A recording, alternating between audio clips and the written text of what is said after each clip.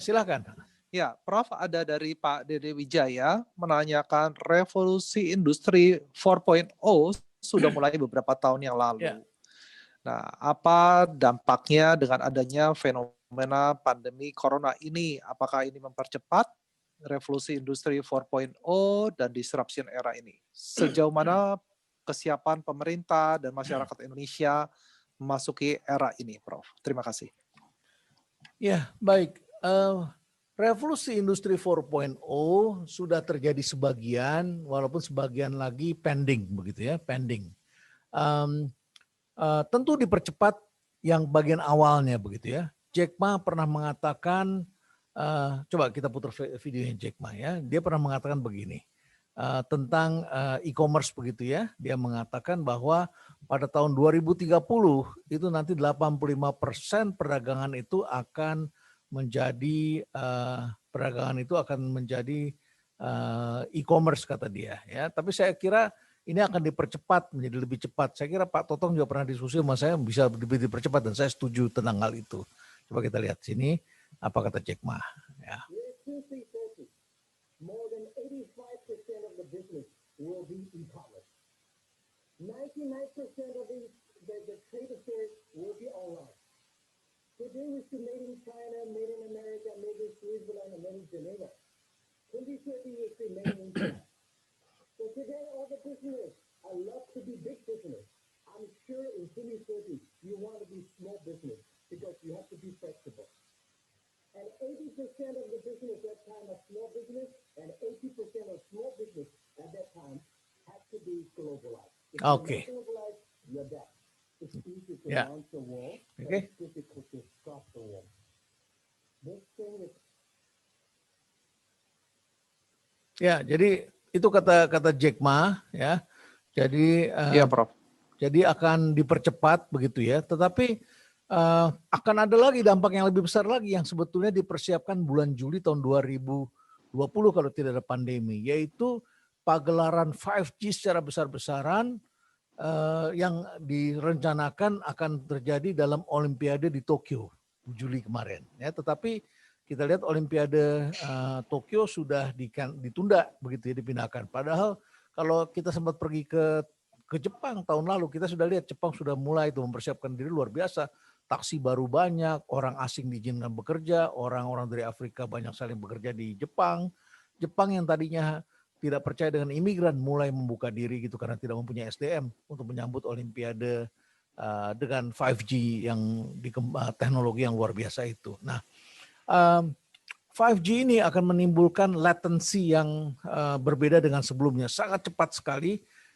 Kalau kita first G itu hanya bisa voice, 2G itu bisa teks, SMS, 3G itu bisa pakai internet, 4G itu speed, 5G latensinya hanya 2 millisecond gitu ya. 1 atau 2 millisecond gitu per dalam ini. Sehingga bisa dipakai untuk operasi dari jarak jauh gitu ya, operasi dari jauh. Karena dokter itu kan takut begitu dia potong ternyata nggak kena begitu. Karena ada waktu jaraknya. Bisa dipakai untuk self-driving dan lain sebagainya. Nah, Korea sudah membeli 5G, itu pelopornya adalah Tiongkok dan Korea juga mengembangkan, kemudian Korea sudah menerapkan, tapi perusahaan telekomunikasinya rugi, ya, karena it's very expensive, very expensive. Di Indonesia kalau kita terapkan sekarang, bukan hanya pemerintahnya yang belum siap, tetapi rakyatnya juga belum siap, masih senang dengan 4G, masih minta dinaikin jadi LTE dan 4G begitu ya. Ada 12.700 sampai 13.000 desa yang belum tersambung internet, yang sekarang sudah dikeluarkan dana, dan ini opportunity lagi, ya. Tahun sebelumnya Pak Jokowi itu menjadi bapak infrastruktur, bangun infrastruktur fisik. Tahun ini itu sedang dikucurkan dana sekitar 70 triliun untuk menyambung internet ke desa-desa yang belum ada internetnya. Ya, jadi ditambah lagi Telkom sekarang mulai tawarkan Telkom satelit bikin Mango Sky gitu ya. Nanti kalau kerjasama dengan Elon Musk, Indonesia negara pelopor yang mulai bekerja sama dengan Elon Musk untuk LEO ya, Low Earth Orbit Satellite, itu satelit jaraknya hanya 2 kali jarak pesawat. Jadi jarak bumi ke pesawat, di atasnya lagi 1 kali lagi, itu banyak satelit nanti di atas itu. Yang dipasang 42.000 rencananya Elon Musk begitu ya. Nah, Telkom salah satu yang merintis kerjasama itu, walaupun masih mahal ya.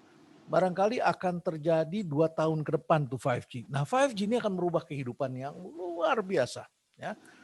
Karena Internet of Things-nya itu akan semakin dahsyat. Gitu. Seperti misalnya gini, ini nanti berpengaruh pada learning yang kita harus pikirkan. Dan saya sangat memikirkan masalah the future of humanity ini. Manusia itu seperti apa nanti gitu ya. Nah, sudah dilakukan penelitian, Elon Musk tuh bikin namanya Neuralink ya. Jadi satu chips kecil yang bisa dipasang di brain, ya, dan itu bisa menangkap apa yang dipikirkan oleh manusia, dan manusia bisa berkomunikasi dengan quantum computing itu, nanti bisa berkomunikasi hanya dengan blink, emosinya bisa ditangkap, mimpi bisa ditangkap, data di pikiran bisa disedot begitu ya. Jadi kalau manusia meninggal, otaknya itu kan orang, misalnya otaknya Albert Einstein kan ikut mati, padahal itu proses learning yang luar biasa. Nah, ternyata sekarang bisa diambil tuh, di capture gitu ya. Yang sekarang sudah bisa itu adalah dulu kan lawan pemain catur, komputer tuh jago dengan deep blue. Karpov. Terus kemudian melawan pemain Go, ya. Kalau kita buka di Netflix tuh ada filmnya tuh, judulnya AlphaGo gitu ya. Google ya kalau nggak salah yang bikin, ya. Bikin AlphaGo itu bisa mengalahkan Lee Sedol dari Korea, pemain Go terkenal sekali, yang jauh lebih kompleks Go itu dari catur. Nah, sekarang sudah mulai bisa ditangkap di sini, dibikin. Di sini bisa membaca pikiran, mimpi bisa ditangkap, pikiran manusia bisa ditangkap. Nah, terus dilakukan eksperimen nih, ya, di Silicon Valley. Dibikin ada tikus, dikasih makan, dilatih untuk cara mendapat makan, katakanlah dapatnya sekitar 6 jam untuk menemukan cara dapat makanan gitu ya. Terus kemudian setelah itu tikus ini kan berarti 6 jam itu learning, belajar untuk mendapatkan makanan itu, cara mendapatkan makanan. Ya. Kemudian dipasangin chips di otaknya, terus kemudian ditaruh tikus lain di kota lain. Ini dari Silicon Valley di San Francisco, ditaruh lagi di Texas gitu, di Dallas gitu ya, tikus lain di sini. Kemudian ini dipasangin, dua-duanya dipasangin chips di kepalanya, di brainnya begitu. Terus disambung internet di antara mereka. Tikus di sini, ya, kemudian disuruh cari makan. Setelah tikus di sini learning 6 jam dapat, di sini langsung dipasang internet. Ini hanya butuh waktu 1 menit, sudah nggak sampai 1 menit, sudah langsung bisa ketemu makanannya. Terbayang nggak ke depan kalau 5G dan Internet of Things serta kehidupan baru itu terjadi gitu ya. Betapa chaosnya pendidikan, orang belajar tidak perlu susah payah seperti dulu, lahir bisa sangat cerdas. Kayak apa ya kehidupan itu? Saya agak ngeri itu. Oleh karena itu memang harus ada yang bisa dihambat supaya kita tidak menjadi mengalahkan alam ini. Berbahaya mengalahkan alam ini. Karena alam itu ada ekosistemnya, sangat berbahaya. Dan sekarang aja kita sudah ngalami. Alam itu kita eksploitasi besar-besaran. Sekarang menyerang manusia kan. Siapa yang sangka tuh, makhluk halus itu yang sekarang menyerang manusia dan dikenal sebagai the smart virus begitu. Yes. Gitu. Ya. Iya, Prof. Iya, memang ini teknologi ini membuat gap kelihatannya bisa makin besar, Prof.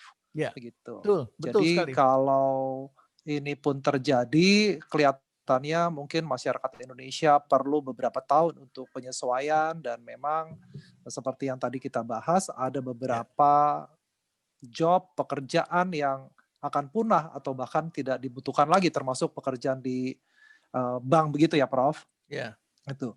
Prof, ada satu